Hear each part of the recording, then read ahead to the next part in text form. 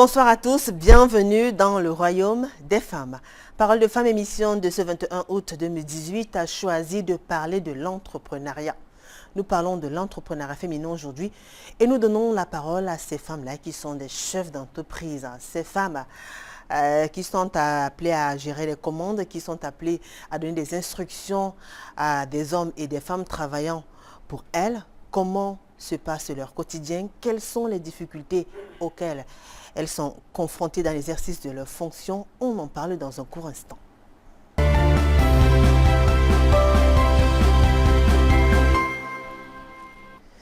Je vous présente tout de suite le panel de ce soir. Je commence par vous. Annick André Akomian, bonsoir. Bonsoir Julie. Comment allez-vous? Je vais très bien.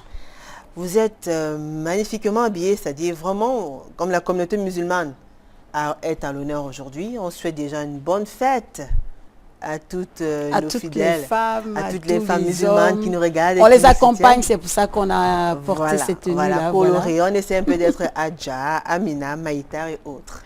Exactement. Mais vous, ce n'est pas votre cas? Non. Mais moi, je les accompagne parce que c'est la fête. Ce sont nos frères. Hein. Ouais. Vous avez mangé du mouton quand même? Non, pas du tout, mais mes enfants en ont mangé. Très bien. Annick André Akomian, vous êtes justement chef d'entreprise. Vous gérez un cabinet de ressources humaines, en même temps un institut de formation en ressources humaines. Exactement. Vous êtes mariée, mère de 3 enfants. Vous vivez à Makepe? Oui. À Pisport, dans l'arrondissement de la 5e. Et vous êtes passionnée par le leadership, l'entrepreneuriat, vous détestez l'hypocrisie. Juste pour vous décrire en quelques mots. Jusque-là, nous sommes d'accord? Oui. Très bien. Annick, merci d'avoir accepté cette invitation. Je vous en prie, c'est un honneur. Nous parlons, sur ce plateau. D'accord, nous parlons de l'entrepreneuriat aussi ce soir et on vous donne la parole à vous, ces Amazones-là, qui tenaient les commandes, car c'est le thème de ce soir. Qu'est-ce que ça fait d'être chef d'entreprise? C'est une très belle expérience. C'est un parcours où on découvre vraiment beaucoup de choses. Ce n'est pas évident de pouvoir prendre soin de soi et d'affronter un monde nouveau. Parce qu'avant, quand on travaillait pour les autres, on se disait, ah, mais pourquoi est-ce que le salaire traîne? Pourquoi est-ce que telle chose ne donne pas? Pourquoi est-ce que le patron, il a une nouvelle voiture alors que les salaires ne sont pas passés? En fait, on critique, oui. Mais dès qu'on entre dans l'entrepreneuriat, on se rend compte que ce n'est pas du jeu. Ouais. Il y a tellement de problèmes à régler qu'automatiquement, on comprend que celui qui a une entreprise, il doit être félicité et encouragé. Parce que ce n'est pas n'importe qui peut créer. Très bien. Ce n'est pas n'importe qui peut créer. On retient ça pour la suite. Elle est juste à côté de vous, Odile Abeng. Bonsoir Odile. Bonsoir. Comment allez-vous Odile? Je vais très bien, merci. Odile est actrice et comédienne. Elle est célibataire, mère de 5 enfants.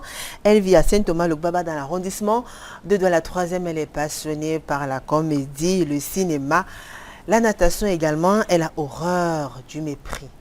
C'est bien cela? Bien évidemment, parce que c'est pas vraiment très bien de se retrouver face à quelqu'un qui vous méprise. D'accord. Oui, parce que nous sommes tous d'abord des êtres humains. Ça, il ne faut pas oublier. D'accord. Donc c'est un peu ça. Très bien. Et puisqu'on parle du mépris, justement, vous avez eu à travailler pour une femme qui vous méprisait particulièrement. Bien évidemment. Et c'était vraiment pas du chocolat. C'était pas du chocolat. C'était quoi alors? Du citron ou du beurre? En fait, quand je dis c'était pas du chocolat, c'est juste parce que... C'était un calvaire? Oui, un calvaire. Ça, vous savez, nous les femmes, c'est vraiment pas facile de se retrouver face à une autre femme vraiment qui veut vous montrer qu'elle est plus que vous. Donc en fait, il y a ce mépris qui s'installe et du coup, c'est pas vraiment très facile pour nous autres. Ouais.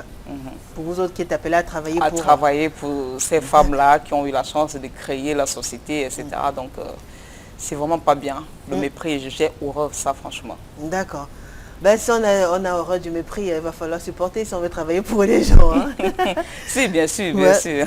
Merci à vous. En tout cas, Odile, on aura le temps de parler de votre expérience, de nous raconter un peu comment ça se passait avec vos employeurs. Elle est là aussi sur ce plateau, Mireille Nguété. Bonsoir Mireille. Bonsoir Julie. Comment allez-vous Mireille? Je me porte comme un charme. Comme un charme. Bonne fête aussi à vous.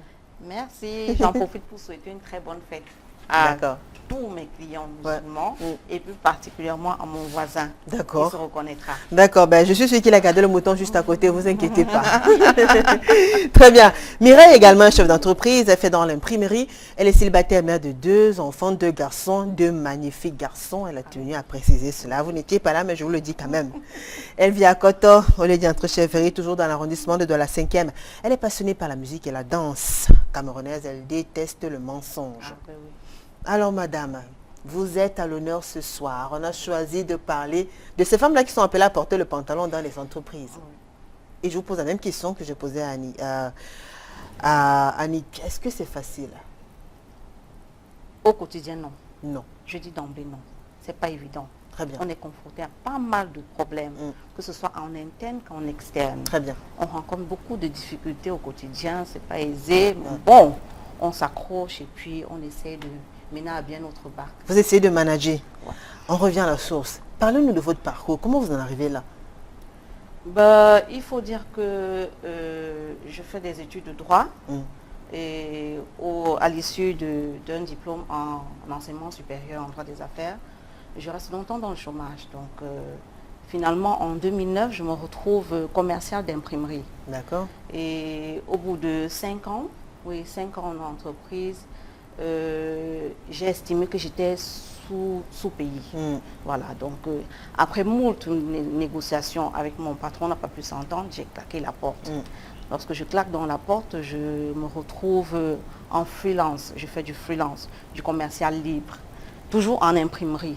Et ça dure 2 ans. Et même après ces 2 années-là, j'estimais toujours que non, c'était pas ça, je ne trouvais pas vraiment Vous méritez mon mieux. compte. Voilà, donc du coup, je décide de me lancer, quoi. D'accord. Je dis, il faut que je me jette à l'eau, il faut que je crée mon truc. Et puis, je pense que je m'en sortirai mieux à mon propre compte. Donc, c'est comme ça que je décide de créer Drums Print and Communication, qui est mon entreprise. D'accord. Et depuis 3 ans bientôt, je suis aux commandes de cette entreprise-là. Et comment vous commandez? Comment vous managez? Vous êtes quel genre de management? Comment ça se passe justement? Vous avez parlé des difficultés en interne. Il y en a qui faudrait qu'on commence par quoi? En interne d'abord? Oui, en interne. D'accord. Ben, dites-nous alors. C'est vrai qu'au quotidien, on est confronté avec le personnel, oui, le personnel, le manque de respect.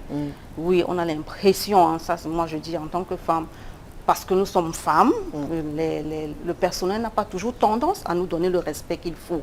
Oui, ils s'en mêlent un peu les pédales, ils ne veulent pas comprendre qu'aux commandes, c'est la femme, quoi. Parce que c'est la femme, ils se permettent parfois des petits dérapages. Donc, du coup, il faut tout le temps les rappeler à l'ordre pour qu'ils comprennent que non, il y a un chef et que ce chef doit être respecté. Annick, vous aussi, vous avez souvent affaire à ce type de problème-là? Bon, c'est vrai qu'on n'a pas eu le même parcours. Ouais. Le vôtre, alors oui, le vôtre nous intéresse aussi. dites-nous. Voilà, on n'a pas eu le même parcours. J'ai eu l'opportunité de travailler avec des gens de différentes nationalités, d'horizons, dans différents pays. D'accord. Et travailler surtout avec des gens que vous ne payez pas. C'est-à-dire quand vous travaillez dans une ONG où les gens ne sont pas payés, ça c'est une grosse expérience. Parce que manager plus de 200, 300, 400 personnes de tous genres, surtout des jeunes, des étudiants ou des gens qui sont en fin d'année, ça c'était pas évident. Ça a été vraiment difficile parce que j'étais présidente nationale au niveau de la Côte d'Ivoire, présidente nationale au niveau du Sénégal, coach au niveau de l'Afrique du Sud. Wow. Je vous assure que quand j'ai fini mon mandat en Côte d'Ivoire par exemple, il y avait 2 de mes collaborateurs qui sont allés faire la fête.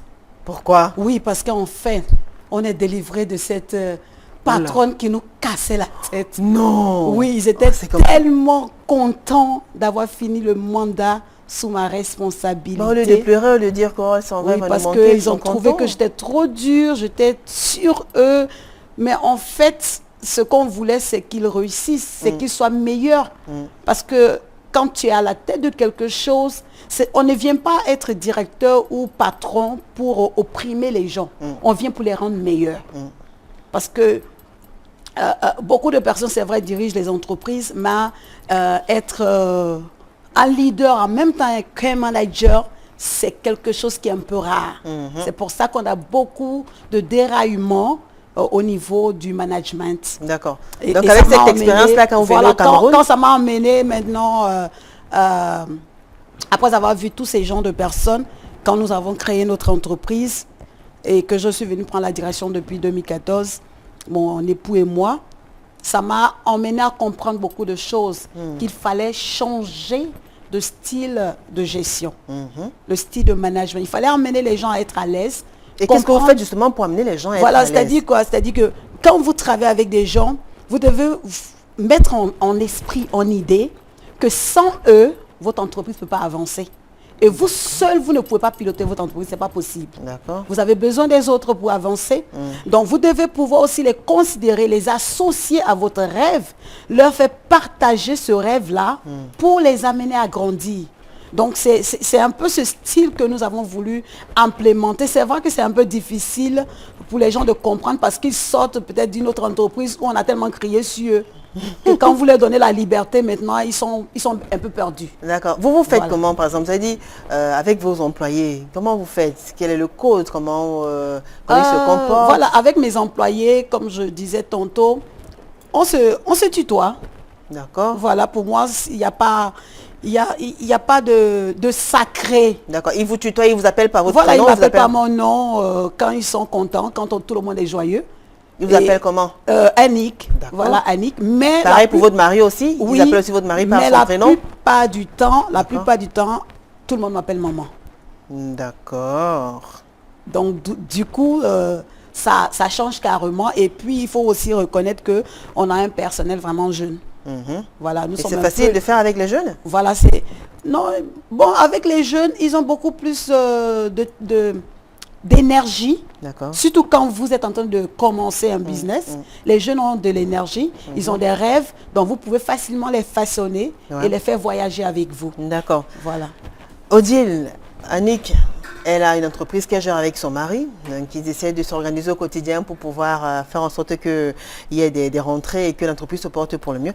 Vous, dans votre cas, justement, vous avez eu à travailler aussi pour un couple et ce n'était pas facile. Du moins, votre expérience nous intéresse. Racontez-nous. Eh bien, Vous moi, décidez de travailler, chercher de travail et voilà, vous tombez sur une offre qui vous semble intéressante. Ensuite, oui, pour introduire. oui, bien sûr. Comme je vous l'ai dit tout à l'heure, j'ai travaillé pour un couple. C'est vrai que le monsieur n'était pas constamment là. D'accord. Oui, c'est la dame qui gérait la situation. Donc c'est elle qui était amenée, qui était faite pour diriger l'entreprise et gérer le personnel. Donc du coup, c'était vraiment pas facile avec elle. On ne savait pas exactement quel était le réel problème, mais parce que je ne pourrais pas dire que c'était simplement avec moi. C'était pas moi seul, mais d'autres employés se plaignaient aussi. D'autres employés femmes, beaucoup plus. Les hommes, non, parce que les hommes ne se sont pas beaucoup plaints. Mais pourquoi les femmes se plaignaient alors? Bon, en fait, moi je dirais qu'il y avait un truc. C'est-à-dire pour nous qui avons peut-être l'expérience des femmes, comment les femmes vivent au quotidien, moi je dirais que quand on essaie de regarder la profondeur de la chose, il y a peut-être ce truc qu'on appelle la jalousie en fait. Donc votre patron vous jalouse? Oui, parce que vous cherchez le problème, vous ne trouvez pas. D'accord. Qu'est-ce qu'elle vous reprochait par exemple? En fait, parfois il Ça s'est arrivait... passé comment lors de l'entretien? Déjà l'entretien, c'était pas du tout facile parce que le jour où je suis arrivée, elle me dit, je suis à la salle d'attente, elle me dit, suivante, je me lève puisque c'était moi qui étais... La suivante? la suivante, merci. Et là maintenant, elle me dit d'abord, mais vous venez à l'entretien étant comme ça? Je dis oui madame. Elle me dit, bon, ok, suivez-moi. On va dans son bureau. Quand je prends place, elle me dit, mais vous travaillez avec ces ongles-là? Je dis oui madame, moi je travaille avec, je suis habituée. Elle me dit, mais comment? Moi je préfère que les ongles soient coupés, ça doit être plus court parce que ça peut vous empêcher de peut-être écrire avec le stylo ou je ne sais pas, puisque c'est dans le domaine du marketing. Vous pouvez arriver chez le client, peut-être vous ne pouvez pas tenir bien les dossiers, etc. Donc pour elle, moi je ne sais pas pourquoi est-ce qu'elle devait se référer à ces détails-là. Pourquoi ces détails l'intéressaient? Oui, pourquoi ces détails l'intéressaient? Bon, j'ai pas du coup mis l'accent sur ça parce que j'ai juste mis basta. Je sais pourquoi je suis là. Bon, on a fait l'entretien, elle m'a retenu. Bon, maintenant, au cours de la situation, au cours du travail, on fait le travail, je faisais le travail comme il le fallait, je faisais le maximum de fois. En fait, je donnais le meilleur de moi-même. Mais il y avait toujours quelque chose qu'elle trouvait pour me reprocher, en fait. Ah bon? Aujourd'hui, moi, j'aime parfois être en rasta. Quand j'ai des cheveux, je fais des rastas ou je mets des greffes un peu longues, là. J'arrive un matin, me dit, mais mademoiselle, vous ne pouvez pas vous habiller comme ça, vous ne pouvez pas faire les coiffures comme ça. Vous étiez habillée comment? En fait, le jour-là, j'étais habillée en pantalon. J'aime bien les pantalons. D'accord. Ça, j'aime beaucoup les pantalons. D'accord. J'étais habillée en pantalon, j'avais un haut moulant. Oui, et j'avais des rastas ce jour. D'accord. Oui. Elle me dit, franchement, je ne peux pas accepter que vous travaillez avec des longues mèches sur la tête. Parce que ça peut vous empêcher, parce que vous serez tout le temps en train de faire ça. J'ai dit, non, madame, moi, je suis habituée. Si vous voulez, si ça ne vous dérange pas, moi, je peux bien attacher. Elle dit, non, non, non, non, je préfère que vous restez avec les mini-cheveux. Là, c'est plus commode, c'est plus bien. Bon, je me disais que, dans un premier cas, je me disais que non, c'était par rapport au travail. Et moi, je sais ce que je cherche, alors du coup, je suis obligée de suivre ses instructions. Voilà. Mais au fur et à mesure, elle ne faisait que répéter la même histoire. Aujourd'hui, je travaille, mais elle trouvait toujours moyen pour me dire que je ne fais pas du bon boulot. Par contre, aux alentours de moi, autour de moi, il y a des collègues, il y a ses collègues même à elle, qui m'appréciaient, qui disaient oui, je fais du bon boulot, mais... Et le jour où son mari est arrivé, ça a été vraiment, je ne sais pas s'il faut appeler ça un coup fatal, parce que pour elle... Un coup fatal. Oui, parce que son mari a beaucoup apprécié mon travail. D'accord. Voilà. Quand elle a su que son mari appréciait mon travail, ça l'a énervée. Elle n'a pas réagi devant le monsieur. Elle a juste fait un sourire. Oui, parce que le monsieur a dit, vraiment, mademoiselle Abang-Odile, je suis très contente parce que vous faites du bon boulot. Apparemment, quand les clients, j'ai l'impression que quand les clients viennent ici, c'est vous qu'on cherche au plus. J'ai dit, moi aussi, j'ai fait un sourire, puisque le patron me sourit, je ne peux pas aussi m'empêcher de lui remettre ces mêmes sourires. Parce que c'est d'abord le domaine du marketing. Le marketing, c'est celui-là qui se vend d'abord. Parce que même s'il faut que c'est mon patron peut devenir mon client, on ne sait jamais. Bon, voilà, elle a fait un sourire. Et puis, nous sommes quittés dessus. 2 jours après, quand le monsieur est parti, elle m'appelle dans son bureau, elle me dit, là où je suis, franchement, je ne suis pas d'accord avec ton travail. Je ne sais pas pourquoi mon mari vous a dit que vous travaillez bien, pourtant moi je ne vois pas, vous ne faites pas vraiment le travail qu'il faut. Pourquoi les clients se plaignent? Bon, en fait, elle me disait qu'il y avait des clients qui l'appelaient, que je ne fais pas bien le boulot, je ne les ai pas apporté les choses à l'heure qu'il fallait. J'ai essayé de m'excuser. J'ai essayé de vouloir discuter avec elle pour qu'on essaie de trouver un point d'entente. Pour elle, elle était restée catégorique. Au point où parfois, même mes collègues se demandaient que, mais attendez, qu'est-ce qui se passe entre toi et la patronne? Pourquoi elle est tout le temps derrière toi? Qu'est-ce qui ne va pas? Donc vous avez résumé ça comme si c'était de la... En fait... Oui, après, au fur et à mesure, quand j'ai commencé à voir la chose, vu qu'il n'y avait plus autre raison, je me donnais le meilleur de moi-même pour la société. Mais pourquoi elle était jalouse alors, puisque vous parlez de la jalousie? Oui, en fait, moi je dirais, c'est que, en fait, la jalousie, nous les femmes, on a ce truc-là. Ça, il ne faut pas qu'on refuse ça. Mais quand vous décidez d'être chef d'entreprise, vous êtes appelé à faire croître votre société. Dans ce cas, vous avez besoin de l'employé et l'employé a besoin de vous. C'est un contrat. Voilà, c'est un contrat. Il y a cet échange-là. Voilà. Il ne faut pas qu'on se base sur les petits détails qui ne valent pas la peine. Parce que moi, je dis, quand vous dites que vous êtes chef d'entreprise, tous ces petits détails-là, ça ne sert absolument à rien. L'employé peut être plus fort que vous. C'est-à-dire, vous avez recruté une personne qui travaille mieux que vous. Au lieu de se baser sur des petits détails, moi, je dirais que c'est mieux que vous l'appelez. Voilà, vous lui faites asseoir. S'il y a, comment dire, on apprend tous les jours. Hein. Oui, on apprend tous les jours. L'école, ça ne finit jamais. Ce n'est pas parce que vous êtes chef d'entreprise, vous dirigez des centaines de personnes, des milliers de personnes, que vous pensez automatiquement que vous êtes mieux que eux. Ça, il ne faut pas qu'on oublie que nous sommes d'abord tous des êtres humains. Et personne n'a le monopole du savoir. Très bien. Mireille. Je pense que je ne suis pas du même avis. Je ne suis pas du même avis que Odile, parce que quand elle dit d'emblée que c'était de la jalousie, il faut déjà savoir si la patronne était satisfaite. Parce que... elle dit qu'elle produisait des résultats plutôt intéressants. Ça, c'est ce qu'elle dit. si on pouvait avoir l'avis de la patronne, moi je suis sûre que ce serait un avis contraire à ce qu'elle nous déclare aujourd'hui. Donc il faut déjà savoir si elle était compétente, si la patronne était satisfaite par son travail. Mais puisque l'homme il a apprécié devant la patronne. C'est la dame qui gère au quotidien. Monsieur est venu après combien de temps? Et il n'a fait que 2 jours, je crois, si j'ai bien suivi son récit. Il est reparti. C'est madame qui gère au quotidien. Donc c'est elle qui connaît ces éléments. Voilà, très bien. Donc du coup, je dis, il faut déjà savoir ce qui se passait exactement. Et maintenant, madame la patronne, quand on regarde au début, madame peut se dire, ce type de vêtements, non, vraiment, dans mon entreprise, non, parce que c'est une entreprise respectable. Il ne faudrait pas que le client, lorsqu'il arrive, qu'il ait des arrière-pensées, qu'il se dise que mon personnel, c'est ci ou c'est ça, que j'ai recruté ce type de pain. Non. Donc, moi, je dis, tout ça rentre en ligne de compte. Donc, si on avait l'avis de madame, je ne pense pas que ce serait de la jalousie. Ce n'est pas par jalousie que madame l'a renvoyé. Non, c'est sûrement peut-être qu'elle n'était pas compétente. Oui, peut-être qu'elle n'était pas compétente. Oui. Odile veut parler? Oui, en fait, c'est vrai, peut-être vous n'avez pas l'avis, vous n'avez pas l'opinion de la patronne. Tout à fait. Mais vous savez pourquoi je me base sur la jalousie? Non. Parce que vous ne pouvez pas rester dans une société, vous êtes employé quelque part. Et vos clients vous apprécient, vos collègues vous apprécient. En fait, tout le monde autour de vous vous apprécie. Sauf la patronne. Sauf la patronne. Oui. Pourquoi? Posez-vous la question, pourquoi? Vous trouvez, c'est-à-dire, vous cherchez par tous les moyens pour voir d'où vient le problème. Est-ce que vous avez essayé de vous mettre sur la même longueur d'onde que votre patronne? Est-ce que vous avez essayé? Parce que c'est quand même elle le moteur. Je me rappelle une fois. Pardon? La rivalité. Ça, on n'en disconvient pas. Oui, voilà. Est-ce qu'il devrait y avoir rivalité entre les employés femmes? Les employés, il peut arriver qu'il y a cette rivalité-là. Mais est-ce qu'il devrait y avoir une rivalité, Annick, entre son employé et nous-mêmes? Moi, je dirais non. Ouais. Il ne devrait pas avoir de rivalité, ça c'est clair. L'employeur doit connaître pour quelles raisons il a employé le personnel. On a besoin de l'employeur pour faire croître la société.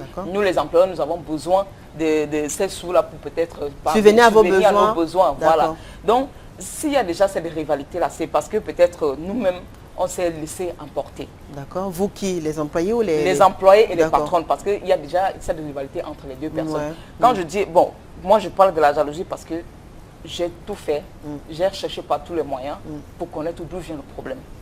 Vous voyez? Parfois, quand j'allais même sur le terrain, je prenais la peine de demander à mes clients, mais est-ce que vous êtes satisfaite? Est-ce que ceci? Donc, en fait, tous ils me donnaient les réponses positives. D'accord. Voilà. Donc, moi, je me suis basée sur ça parce que je ne vois pas autre chose. D'accord. Ce n'était que de la jalousie. Annick, justement, a eu des accrochages avec une de ses secrétaires. Vous lui avez fait des reproches sur son style vestimentaire. Est-ce que vous pouvez nous raconter un peu ce qui s'est passé? Il n'était pas là, mais ça, vous m'en avez parlé en off. En fait, avant d'y arriver, je veux un peu revenir sur ce qu'elle a dit. Très bien. Déjà, quand vous allez pour un recrutement, franchement, il y a une tenue à avoir. On ne peut pas aller dans un recrutement avec des ongles de 10 mm ou bien de 15 mm. Le problème avec le travail. Non, si, je vous le dis. Je suis à la tête d'un cabinet de recrutement. Donc, je peux vous dire que c'est des éléments qui éliminent automatiquement des gens. Ah bon, peut-être que vous ne savez pas, mais moi, en tant que directeur d'un cabinet de recrutement, je peux vous dire aujourd'hui aux gens parce qu'elles sont nombreuses qui nous écoutent, qui ne savent pas. Que la tenue vestimentaire compte pour beaucoup. L'apparence physique, vraiment, ça compte pour beaucoup dans le recrutement. Donc ça, il faut le comprendre. Donc la dame était dans son élément quand elle lui faisait les reproches sur la longueur de ses ongles, le côté extravagant de sa tenue. Quand on part dans un entretien, quand on sait qu'on part à l'attaque, on s'habille comme tout le monde. On se confond à tout le monde. Quand vous avez signé votre contrat, vous pouvez vous lâcher. Mais si c'est le style de l'employé, si la personne qui demande votre travail... Quand vous avez tous les styles ne rentrent pas dans tout. Est-ce que le plus important, ce n'est pas la compétence, ce n'est pas avoir le CV, ce n'est pas savoir qu'on a affaire à une personne professionnelle qui maîtrise son domaine? Vous êtes sans ignorer. Attendez, si vous avez un homme qui vient maintenant avec les dreads dans votre entreprise pour le recruter, même s'il est compétent, vous allez d'abord hésiter. S'il n'est pas dans le domaine artistique, dans le dessin, dans l'infographie. Donc avec par exemple le style de... Avec des tatouages, des Voilà. Dancing, par exemple, vous allez être... Vous tiquez d'abord, Oui, bien vous sûr. tiquez automatiquement. Bien Donc sûr. pas de tatouage, Pas de piercings. tatouage, bien pas sûr. de bijoux Oui. extravagants, Ouais. pas de tenue flashing. Il y a des gens qui vont en entretien comme si elle allait dans une soirée, une boîte de nuit. Non, il faut être vraiment habillé décemment, tenue tailleur, des couleurs de gris, noir, bleu. D'accord. Voilà des choses qui ne sont pas très flashing. D'accord. Et des ongles courts, des cheveux corrects, un maquillage léger. Avant de signer votre contrat. Quand vous avez signé votre contrat, vous pouvez vous lâcher. D'accord. Parce que vous avez déjà le contrat. Alors, Donc première ça, c'est- impression, on a mis l'employeur en confiance. Voilà. On signe le contrat. Une fois que le contrat est paraphé, on devient une autre personne. Non, pas Comment qu'on on fait devienne une pour autre gérer la personne, suite? mais on peut maintenant s'exprimer en tenant compte de la Ça charte. pourra pas porter préjudice Voilà, plus tard. en tenant compte de la charte. Vous savez qu'il y a des entreprises, par exemple, qui mettent dans leur charte, c'est-à-dire que même dans votre salaire, on vous donne des droits pour le quartier là où vous devez habiter, Oui, tout à fait. pour comment vous devez vous habiller, Tout à fait. parce que ça peut détruire l'entreprise. Ouais. Et puis, quand elle dit que les clients la L'appréciaient. félicitent et autres ça, ce que vous oubliez, c'est qu'un chef d'entreprise est en relation avec tous les clients. Donc, il y a une relation particulière que nous entretenons avec les clients. Même si c'est vous qui gérez les dossiers, vous oubliez que le patron a un contact spécial avec ses clients, avec un suivi que vous ne maîtrisez pas. Donc, lorsque un employé fait déjà une erreur, automatiquement le client appelle. Et quand on reproche à l'employé, on l'appelle, on lui dit, tiens, il y a telle personne, avec telle personne, tu as fait telle chose, telle chose, telle chose. Cette personne n'a pas apprécié. Avec toi, elle ne va jamais te dire. Mais avec le patron, la personne va se lâcher. Et nous, on est là pour corriger ces choses. Il y a des choses que le patron rattrape que l'employé ne sait même pas. Donc, il y a beaucoup de choses qu'on ne vient pas vous expliquer. C'est ça aussi que l'employé doit comprendre. Nous, on a souci de maintenir l'entreprise. Vous voulez gagner de l'argent. Ce n'est pas tous les employés qui ont en mémoire que pour que cette entreprise existe, pour t'embaucher, il y a eu vraiment la sueur qui a transpiré. Donc, quand elle dit que vous pouvez diriger 1000 personnes, mais vous n'êtes pas au centre de la connaissance, si tu es experte en marketing, je ne suis pas sûre que tu maîtrises toute la gestion. Gérer une entreprise, c'est différent d'un domaine bien défini. Donc, il y a ça aussi. Donc, vraiment, il ne faut pas étendre... comment on dit, vos pensées. Ne réfléchissez pas à la place des autres. Elle ne vous a jamais dit qu'elle était jalouse. Elle vous a fait des remarques. Voilà, elle vous a fait des remarques, mais ne tirez pas des conclusions. Voilà, ne tirez pas des conclusions parce que peut-être... Le truc, c'est que on ne refuse pas que quand vous arrivez face à une personne qui doit vous faire l'entretien, il y a des tenues exactement que vous devez porter. Les tatouages et autres, ça ne doit vraiment pas exister dans votre statut. Parce que normalement, pour être employé quelque part, il faut vraiment avoir... Il faut faire sérieux en fait, l'air sérieux. Effectivement. Voilà. Mais maintenant, c'est de quelle manière quelle est la manière que la patronne utilise pour vous faire part de ça? C'est ça. Parce que si je ne suis pas une gamine, je suis non plus un animal. Si vous voulez, vous avez quelque chose à me reprocher, appelez-moi. Voilà, appelez-moi, dites-moi que madame ou mademoiselle, voilà, voilà. Et là, ça va me pousser à mieux vous respecter, à mieux vous comprendre. Vous comprenez? Parce que c'est les patrons qui poussent aussi les employés à bout. D'accord. Comment ça? Parce que la façon dont le ton qu'elle utilise pour vous faire part d'une situation, que vous avez fait le mal au travail, vous vous êtes mal habillé. Elle vous parlait comment? Elle vous parle comme si vous étiez, je ne sais pas, il manque rien, vous parle en public, elle vous injure. Il y a une qui m'a dit, mon enfant ne peut pas s'habiller comme vous, comme une prostituée comme vous, mais attendez, devant le public, vous-même, dites-moi, vous allez réagir comment? À cet instant-là, vous n'aurez pas la capacité de pousser les réflexions. Vous n'allez pas comprendre que peut-être elle le fait pour votre bien. Qu'est-ce que vous avez fait alors quand elle vous a parlé comme ça? Je suis restée tranquille. D'accord. Mais j'ai eu mal. D'accord. Je ne peux pas vous mentir, j'ai eu mal. Oui. Mais après quelques temps, je suis allée vers elle. Puisqu'elle m'avait donné l'utilisation, je suis arrivée chez elle. Parce que ça, c'était parce qu'il fallait que je dépose un courrier. D'accord. Voilà. J'ai eu la possibilité, je l'ai rencontrée, je dis, madame, je n'ai pas aimé, franchement, la façon dont vous m'avez parlé. Elle me dit, bon, je m'en fiche, c'est ma société, tu ne peux pas t'habiller comme ça. C'est-à-dire, elle ne veut même pas le dialogue. C'est-à-dire, elle ne veut pas dialoguer avec vous. Qu'est-ce qu'il faut donc qu'on fasse? c'est donc ça qui fait qu'aujourd'hui, on est obligé de dire que c'est la jalousie. Oui, c'est la jalousie. On va dire quoi d'autre? Bah alors pourquoi quelqu'un soit jaloux de l'autre, il faudrait que vous ayez quelque chose qu'elle envie. Effectivement, il peut arriver que... Quelque chose peut-être qu'elle n'a pas. Voilà, dans cette histoire de jalousie. Voilà. Il peut arriver que l'employé peut être plus intellectuel que vous. D'accord. Elle peut avoir tous ses diplômes. Elle connaît certaines choses mieux que vous pour mieux gérer votre société. Wow. Il peut arriver qu'elle est peut-être plus belle que vous. Voilà. Qu'elle sait mieux s'habiller que vous. Ce n'est pas parce qu'on a du fric qu'on peut mieux s'habiller. Ah. Il y a des gens qui ont de l'argent, mais qui ne savent pas s'y mettre. Ils ne savent pas se mettre sur son 31.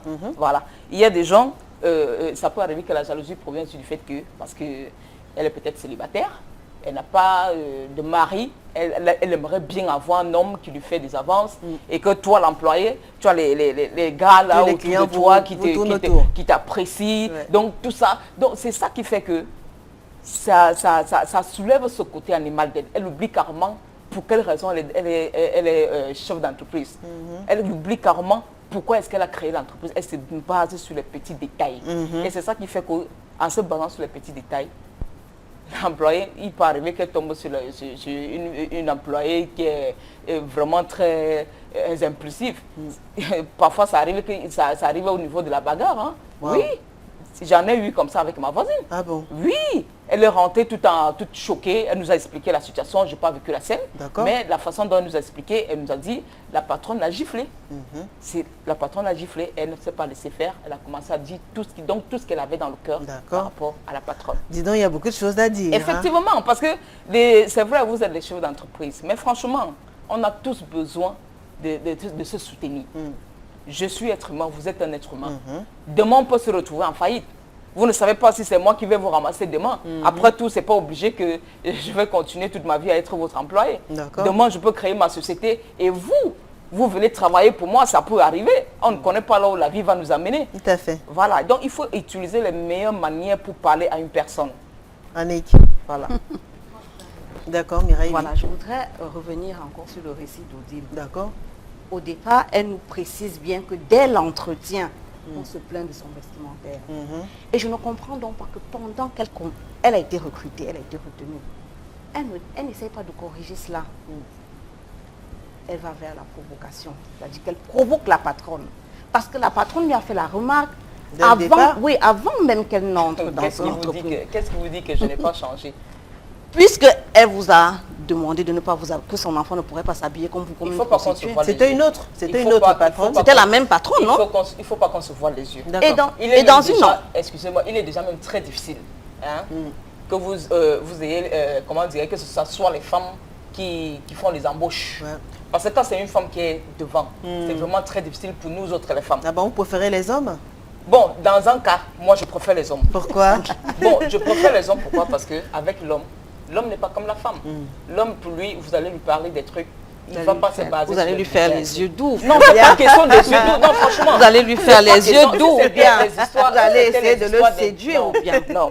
Si c'était les histoires des yeux doux, je serais en train de travailler dans certaines entreprises où je n'y attendais pas. Mais ce n'est pas ça le but.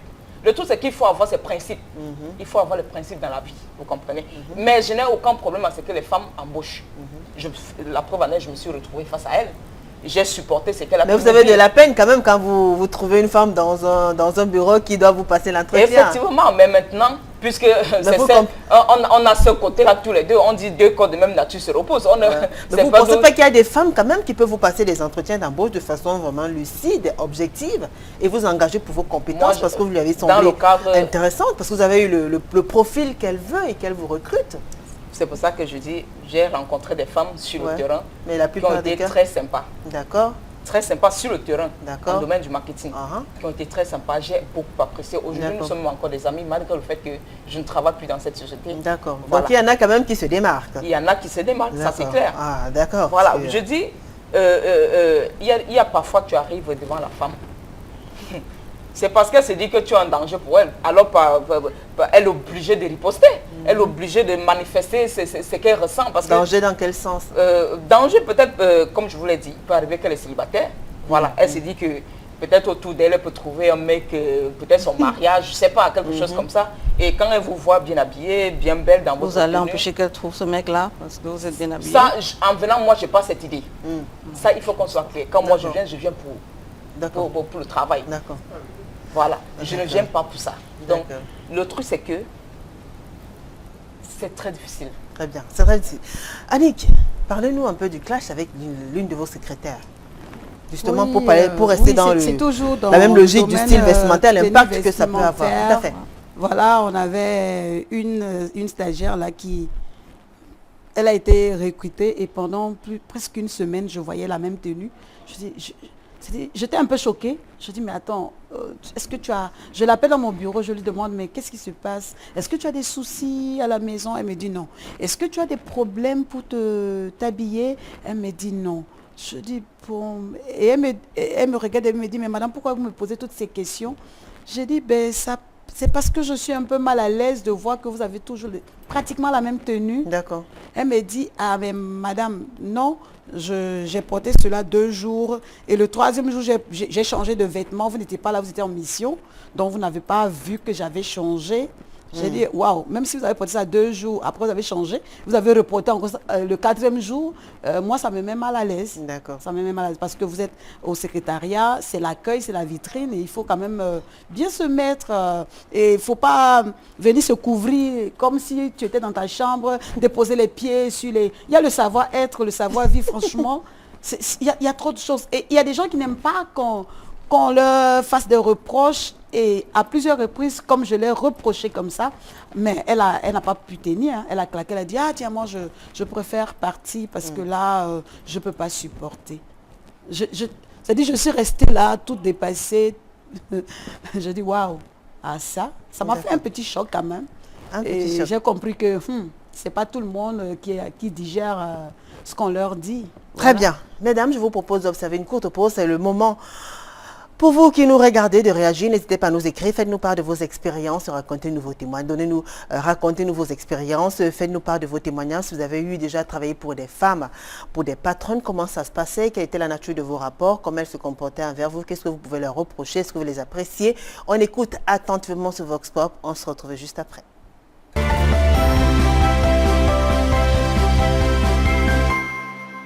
Je pense que la relation entre les femmes chefs d'entreprise et leurs employés doit être une relation normale, comme dans toutes les relations.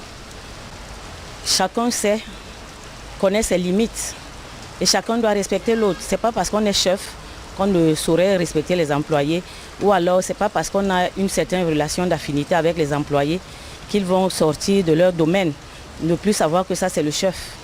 Moi je pense que c'est ça, elle doit rester une relation normale, mais que chacun sache ses limites, que les deux parties se respectent. Généralement les gens le font parce qu'ils veulent augmenter en grade ou gagner plus d'argent, mais moi je pense que ce n'est pas trop indiqué d'avoir une relation dans le lieu de service, parce que ça peut empêcher même la qualité du travail ou le volume du travail. Donc ça touche beaucoup de domaines. Ce n'est pas très conseillé.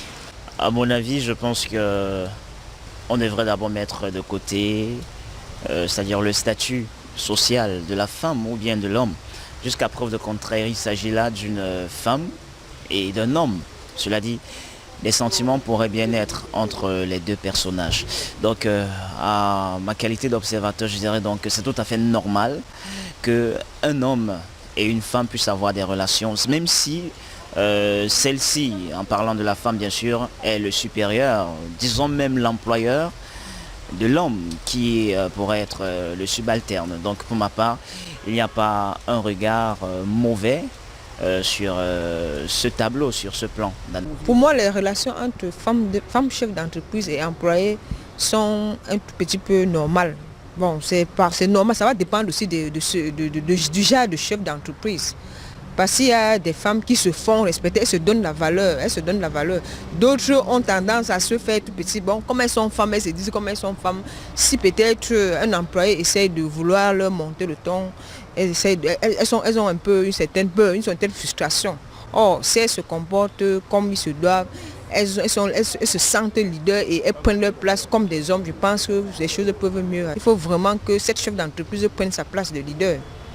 qu'elle sache ce qu'elle veut. La relation entre femmes chefs d'entreprise et employés, c'est pas quelque chose de spécial. Je n'ai pas vraiment de critiques à donner là-dessus. Nous sommes à un siècle vraiment bien avancé. Personnellement, je prendrai un exemple qui commence par soi-même, à savoir, je suis un ex-employé. Ma directrice, c'était une dame. Nous n'avions pas vraiment de problème de communication ou bien d'administration quelconque. Donc, à nos jours, nous avons des dames qui sont présidentes des républiques, à savoir la Croatie par exemple.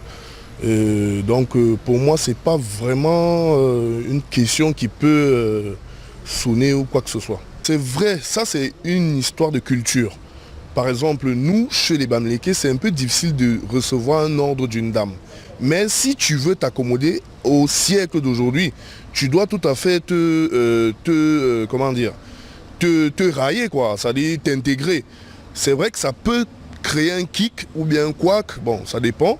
Mais c'est encaissable, c'est pas évident, mais c'est encaissable. On ne peut pas vraiment accepter qu'une dame crie sur nous, quoi que ce soit, mais c'est ta chef, tu l'acceptes comme... en fait, tu respectes les hiérarchies, quoi, tu n'as pas le choix.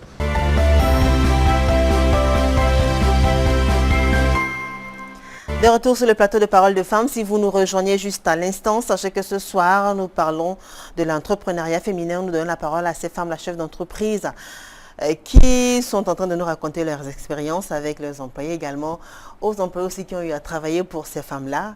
Annick, vous avez suivi ces différentes réactions, il y en a qui vous ont marqué particulièrement?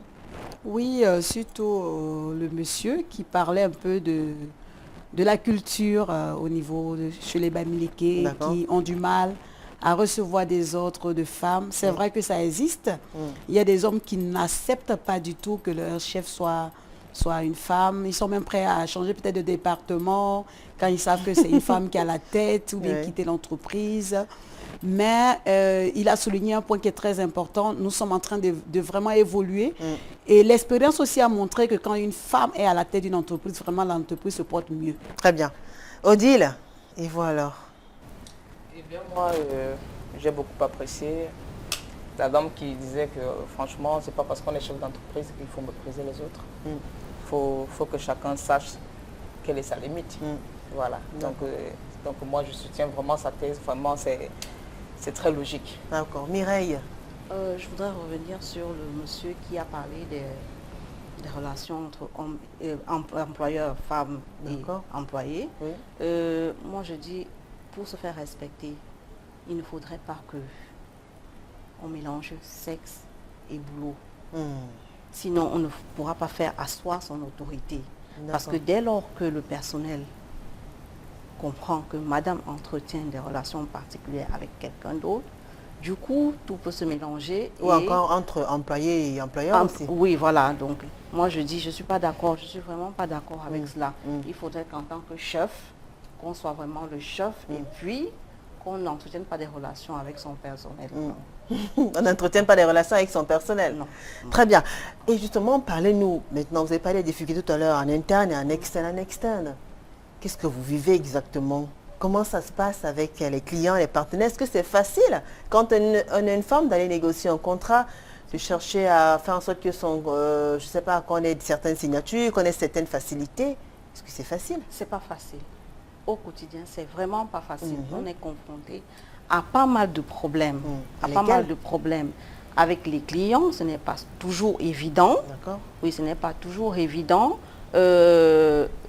Avec eux, parfois, c'est ce qu'on appelle, entre guillemets, le droit de cuissage.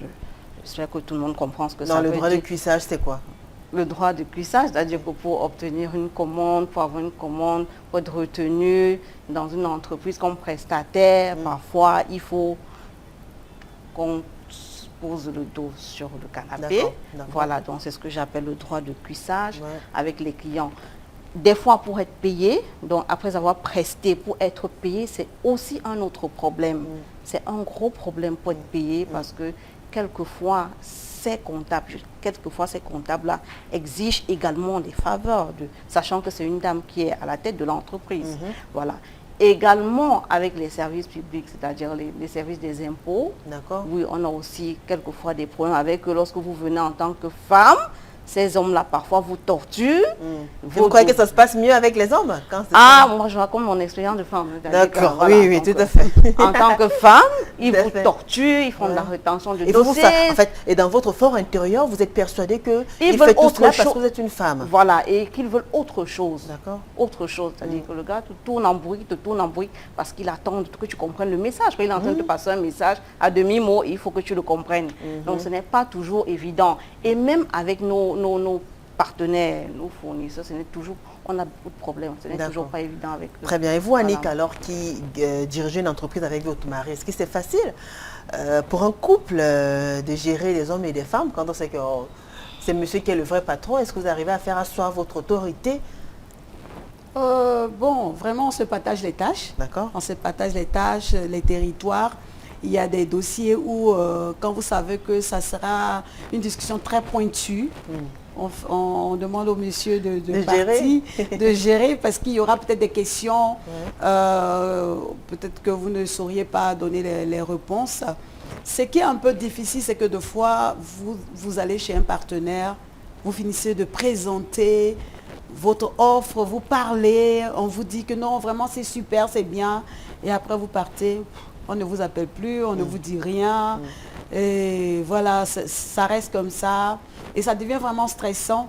Des fois, il y a des gens même qui vous regardent, ils se demandent, est-ce qu'elle est capable Est-ce qu'elle est capable vraiment de gérer ce projet? Quand vous vous déplacez avec, par exemple, une équipe jeune, on vous regarde d'abord, parce que les gens veulent des entreprises qui ont déjà 20 ans d'expérience, mais ils oublient que l'entrepreneur, il faut l'encourager. Tout à fait. Il faut lui faire confiance, il faut lui donner des marchés. Parce que si la personne aussi n'arrive pas à avoir des marchés pour démarrer, quand est-ce qu'elle sera aussi expérimentée?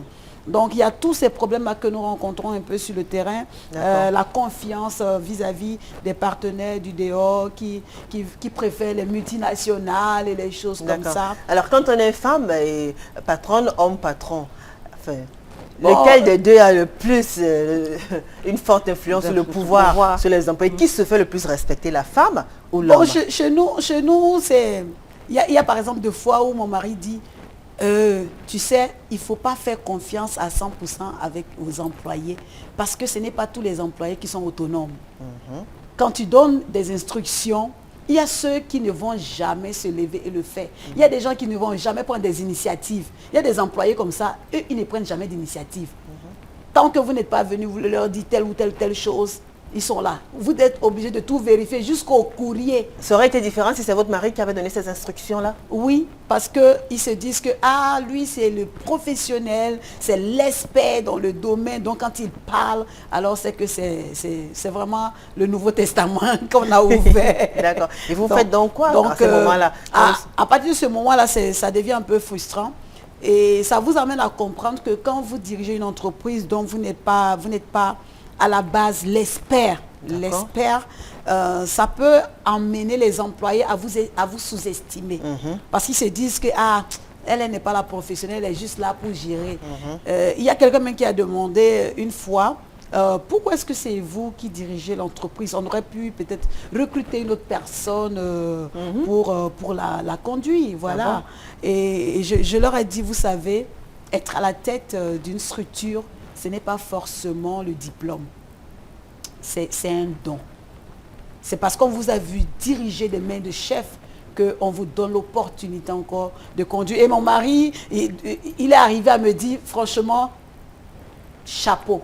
Je dis, pourquoi? Il dit, non, la façon dont tu diriges, j'ai rencontré d'autres gérants, d'autres managers dans d'autres entreprises, mais vraiment tu es meilleur que beaucoup de personnes que je connais. Donc vous savez, malgré que vous soyez étrangère, enfin vous ne soyez pas une experte, vous avez réussi à vous imposer. Oui, parce qu'on a quand même l'expertise, on a le discernement, on a d'autres atouts. Ouais, parce que Odile parlait par exemple de ces employés là qui sont très souvent jalouses du background de leurs employés.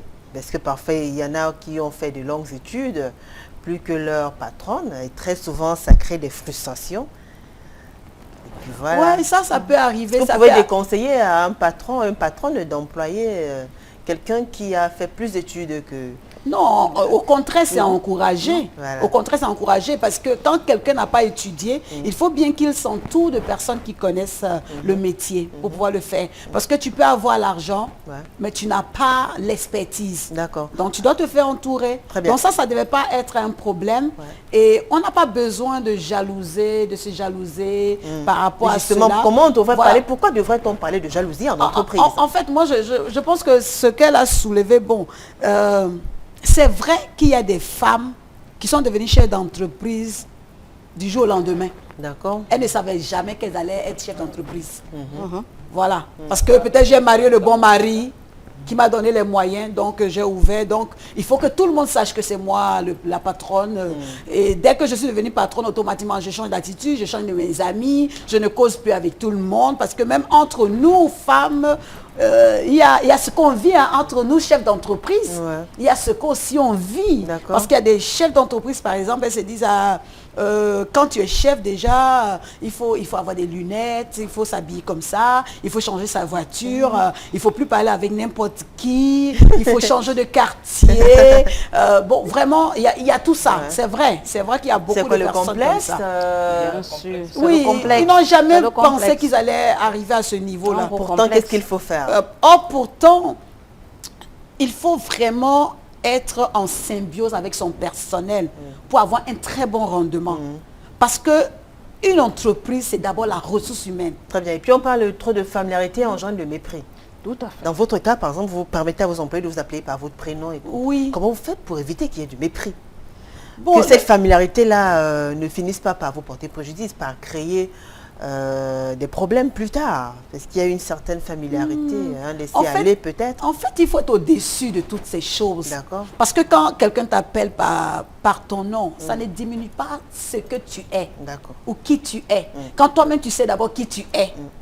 Quand tu sais qui tu es, c'est un peu la même chose comme quelqu'un qui a de l'expertise et qui partage sa connaissance avec quelqu'un. Il y a des gens qui cachent l'information, qui ne veulent pas former d'autres personnes, Ouais. qui ne veulent pas accompagner d'autres employés, parce qu'ils pensent que quand je vais les former, ils vont Ils me seront dépasser. meilleurs que moi. Or, ils oublient que quand tu donnes, plus tu donnes, tu Plus on t'améliores. reçoit. Améliore. Et tu Mireille, vous reçois. ne permettrez Voilà. jamais à vos employés, c'est votre cas aussi, vous appelez Mireille Non. On m'appelle madame. Pourquoi? Non, parce que je veux toujours maintenir cette distance-là. Cette distance. Oui, avec les employés, il faudrait qu'ils sachent D'accord. exactement qui est le chef. Très bien. Odile, vous Je préférez... n'ai pas cette familiarité-là. D'accord. Vous ne voulez pas cette... Non, non. Très bien. Odile, vous Surtout préférez, vous sentez plus à l'aise avec le prénom de madame ou son nom en tant qu'employé? Ou alors, ça dépend. Si elle vous dit appelez-moi même Annick, vous n'hésiterez pas. Oui, si elle me donne cette autorisation, je pense que je pourrais bien le faire parce que là, ça prouve qu'elle me considère déjà comme un être humain déjà. Elle me considère peut-être comme un membre de sa famille, ça peut arriver, peut-être c'est ce qu'elle pense, mais c'est... En fait, comment dirais-je, quand vous êtes face à une femme qui est chef d'entreprise, Bon. le truc c'est que ce n'est pas parce que l'employé va vous appeler par votre prénom que vous pensez automatiquement qu'il y aura forcément ce Donc, mépris-là. vous pensez que c'est tous les employés qui savent se limiter à ça? Il y en a... Bon, dans un autre cas, je dirais aussi qu'il faut vraiment beaucoup éviter de laisser que les employés vous appellent par votre prénom parce que comme on dit, trop de familiarité. Il engendre le mépris. Mais maintenant, cela ne veut pas pour autant dire qu'il faut rester trop dur, avoir carré. un caractère très carré. Voilà, très carré. D'accord. C'est pas bien. Très bien, mesdames. Donc, Non, mais si on ne permet pas qu'on nous appelle par le prénom, c'est pas pour autant qu'on soit dur. Hein. Ça, je tiens Oui, mais il y en a qui ne ça, je comprennent tiens pas ça. à le préciser. Il y en quoi. a qui ne C'est-à-dire que comprennent moi, pas ça.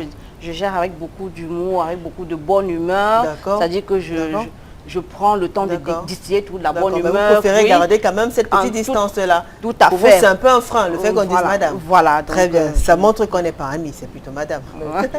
Alors, on va lire quelques messages, ils sont nombreux qui nous écrivent. Fabiola Mbakop, bonsoir ma belle, sujet très intéressant. Je dirais que le problème avec ces femmes, c'est la difficulté à trouver un mari. Car elles se prennent trop la tête. François Broga, bonsoir Julie, thème très intéressant, bravo, merci. Mesdames, il y a encore beaucoup de travail à quoi? Afin d'être reconnu. Voilà, on parlait il faut quand même reconnaître qu'on est dans une société patriarcale. Ah, donc, ouais. le matriarcat, c'est encore pour beaucoup d'années, c'est Ah ça? oui, c'est pas demain la veille. Hein. Alors, il y a Sandrine Atouga qui a écrit Sandrine Atouga, elle dit « Bonsoir Julie. Je dirais que ces femmes ont une mauvaise éducation dès la base parce que quand on reçoit une bonne éducation, on a du respect pour son semblable, peu importe son statut social. » Sandrine Corinne Atouga depuis Yaoundé. Et précisément, bah, Julie Lio, ben, j'ai lu Sandrine. Très bien. Alors il y a Georgette Titandé qui dit « Bonsoir Julie, très beau thème et les invités de valeur. Bisous, merci. » Diane Sarango Kwang, fidèle téléspectatrice de Parole de Femmes. Ici en Amérique du Nord, Madame Abeng ne serait pas retenue pour une compagnie style assurance, finance, etc. Même en tant que réceptionniste, parce que sans vouloir l'offenser, ce n'est pas assez classique. Je pense tout de même que certains chefs d'entreprise font mal le distinguo entre fermeté et rivalité. Parce que même si le contexte camerounais, qui veut que la femme soit peu représentée ou respectée dans ce type de responsabilité, un chef est d'abord celui qui stimule, encourage et accompagne pour un meilleur environnement de travail. Bisous depuis Montréal au Canada. Vous êtes d'accord? Vous serez disqualifié. Joseph Numbisi Wambo, fidèle téléspectateur également. Julie, votre femme du milieu veut développer un complexe de supériorité devant toute patronne parce qu'elle se croit d'office plus jolie. Elle gagnera à être un peu plus humble car l'entreprise est une réalité fort complexe qu'elle ne peut pas maîtriser. De l'humilité, Madame Miss Monde. Oh, écoutez. Suzanne Victoire Koualal. J'ai raté, je devrais être sur le plateau. Mon cœur saigne, ma Julie adorée. Je vais me contenter de regarder depuis le Gabon. Très beau thème comme toujours. Merci. Bisous à vous, Suzanne. Alors, il y a Rodrigue Sadio. Bravo, Julie. Et je vois que ma préoccupation, il y a 3 semaines, a été prise en compte. Merci d'être à l'écoute. Je vous en prie, monsieur. C'est normal, on est là pour vous. Et puis, il y a... Chimène Mendes qui écrit « C'est très compliqué lorsqu'une femme dirige une entreprise. Elle est tout d'abord sous-estimée, alors elle doit être forte et surmonter tous ses préjugés. » Vous êtes d'accord? Germaine Kwambo, bonsoir Tata Julie, aux invités sur le plateau. Le thème de ce soir pour moi est très complexe. Je m'explique. Être femme, chef d'entreprise demande beaucoup de sacrifices, temps, argent, études, amour des siens, amour de sa famille. Pour ma part, elle devra être très ferme et autoritaire concernant le travail, ouverte pour recevoir les critiques. Être à l'écoute de ses employés pour plus de succès et réussite de sa structure. Alors, il y a Geneviève qui nous écrit « Julie, les employés, tu donnes la main, il prend tout le bras. Tu donnes le bras, il prend tout le corps. Pour moi, il faut être ferme et strict. Ne jamais permettre à un employé de te dire n'importe quoi. Ne jamais permettre à un employé de te manquer du respect. Toi-même, patronne, tu dois être un modèle. Pire encore, si vous travaillez avec votre mari, vous deux, vous devez former une seule équipe. Car c'est à partir de vos faiblesses que les employés vont vous détruire et ruiner l'entreprise. » Vous êtes d'accord, vous, Annick, qui travaille? Oui, ça c'est sûr. Hein. C'est votre leitmotiv à votre mari, vous formez une équipe. Oui. Parce que c'est ça. Quand on doit prendre une décision, avant même qu'on ne vienne devant les employés, on prend le temps de faire une réunion à deux pour discuter de ce qui va se faire, du changement qui va être apporté, de sorte à ce que quand on est devant le personnel, si je prends la parole, il me soutient, s'il prend la parole, je le soutiens. Ouais. Voilà, on ne va pas aller se contredire là-bas, vraiment. Et surtout ne jamais exposer peut-être vos différends. Voilà. Devant les employés. Ça, c'est très important aussi. Ouais. C'est très important. D'accord. Aristide Maniaka, étant un homme, je regarde cette émission que j'apprécie beaucoup. Merci à toi, Julie, pour l'initiative. Merci. Alors, Mérimée, il y a tout dit, on espère que elles vont nous dire la vérité sur le comportement de leurs prédateurs. Vous avez des prédateurs, madame? Bien évidemment. Bien évidemment, ils ont reconnu. Hervé Bakadal, généralement, c'est l'époux qui n'a rien à voir avec l'entreprise qui donne les orientations de management à madame. Surtout pour contenir de façon abjecte les proches collaborateurs de son épouse. Le vrai comité de direction se tient à 5 h du matin et à 2. Le reste n'est qu'une mise en scène. Vous êtes d'accord? Annick? Pas vraiment. Pas vraiment. Alors, il y a Sadatou Aziz qui nous fait un coucou depuis le Togo. Donc, vous n'êtes pas d'accord? Pas vraiment, parce que, en fait, ça dépend. Si c'est le business de la femme. D'accord. Deux fois pour que son mari lui donne l'opportunité de pouvoir s'installer, parce qu'il y a des hommes qui ne veulent même pas que les femmes travaillent. Ils ne veulent pas que les femmes entreprennent. Donc, pour pouvoir... avoir un peu la main libre, elle associe un peu le mari comme conseiller, comme guide, comme ça au moins, ça leur donne l'opportunité de le faire. Mais quand c'est les deux qui sont en train de gérer l'entreprise, les deux ont le même souci, c'est-à-dire développer l'entreprise et avancer. Donc les décisions, c'est à deux. Mais il y a quelque chose quand même qu'il faut souligner. La femme a beaucoup plus cette intuition. La femme a beaucoup ce talent de manager, d'entrepreneur caché que l'homme n'a pas forcément. Parce que quand je prends par exemple notre cas, des fois il y a des campagnes que quand on veut lancer, mon mari dit non, on doit patienter parce qu'on n'a pas encore les sous. Et je dis, oublie-moi les sous. On est sur le terrain, on attaque parce qu'on ne marche pas seulement en tant qu'humain, on marche aussi avec la foi. D'accord. Donc on se lève et puis voilà, on avance. Donc la femme vraiment peut encourager. D'accord. Dina Willing, le mépris, toujours vouloir montrer que ce sont elles le patron. Poupis, on est bonsoir, je n'ai pas besoin de faire un dessin pour comprendre qu'Odile met son côté pantane avance au boulot normal, quand le problème avec des chefs de style, les chefs, avec ce genre de style. Bon, alors c'est par milieu, si elle va au boulot avec son... Bon, parlez pas du vestimentaire quand même. Il n'y a plus assez de temps, mesdames, on vous permet quand même de conclure. On retient l'essentiel, il n'y a plus assez de temps pour sortir. Qu'est-ce qu'on retient? Je commence par vous, Mireille Ngueti. Une entreprise, c'est un gros projet. C'est un projet, c'est un rêve. Et pour cela, on a besoin de se faire accompagner. Parce que pour ce rêve-là, on ne peut pas le faire tout seul. Il faut pour cela donc du personnel. D'accord. Et ce personnel-là est varié, autant ça peut être des hommes que des femmes.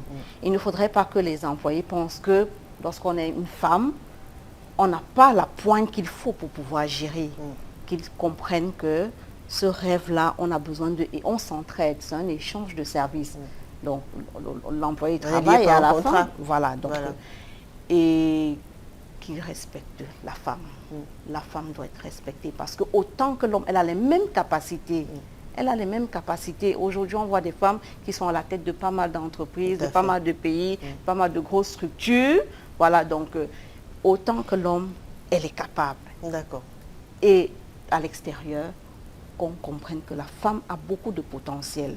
Les clients, lorsqu'on va vers les clients, que les clients comprennent que si on est allé vers eux avec un projet, si on est venu déposer une proforma ou bien un projet de contrat, c'est parce qu'on est capable de le faire et qu'on ne nous juge pas autrement que sur notre capacité. Merci. Odile Abeng. Eh bien, moi, je dirais que quand on est chef d'entreprise, il faut savoir faire la part des choses. D'accord. C'est-à-dire, comme elle a dit, l'entreprise, c'est quelque chose de très formidable. C'est-à-dire, pour faire croître cette entreprise, il va falloir, n'est-ce pas? En fait, on a besoin des autres. D'accord. Qu'est-ce que vous déconseillez pour vous? Qu'est-ce qui peut nuire un peu au climat de l'entreprise? Qu'est-ce qui peut porter préjudice? Moi, je dirais que si, franchement, ce qui peut porter préjudice, c'est que le simple fait de parler mal aux employés peut amener l'employé à mal faire le travail. C'est-à-dire juste parce qu'il veut tenir, ok, comme tu m'as parlé comme ça, je vais nuire à ton travail. Et donc, il faut voir juste la manière de parler, c'est tout? Oui, oui, savoir dialoguer. Non, attendez. Non, c'est pas cajoler. C'est pas cajoler. Il faut qu'on la cajole tout le temps, même si elle fait des bêtises, on doit la cajoler. C'est pas ça. On doit la féliciter. C'est pas ça le sujet. C'est pas ça le problème. Je voudrais... En quelques mots, il n'y a plus de temps. Voilà, je voudrais vraiment dire que les femmes ont du potentiel en elles. Aujourd'hui, beaucoup de femmes sont en train d'être chefs d'entreprise et ça, c'est vraiment à encourager. Il ne faudrait pas qu'elles se disent que parce qu'elles sont femmes, elles ne doivent pas être aussi chefs d'entreprise, elles ne doivent pas être leaders, elles ne doivent pas être à la tête de certaines choses. Parce que les femmes aiment trop rester derrière, elles aiment les postes de secrétaire, trésorier. On ne veut plus ces choses-là. On veut des femmes qui ont vraiment la rage de pouvoir faire le changement et elles ont cette capacité-là. Donc, qu'elles viennent pour vraiment exprimer et changer les choses. Parce que si les femmes se lèvent au Cameroun, je vous assure, l'environnement de l'entreprise va changer. Merci beaucoup, mesdames. Fin de Parole de Femmes, émission de ce 21 août. N'oubliez pas la rediffusion jeudi à 15h, samedi à 11h. On se retrouve mardi prochain. Ce sera toujours avec le même plaisir et le même sourire. Bonne soirée sur Equinox Télévision. Au revoir.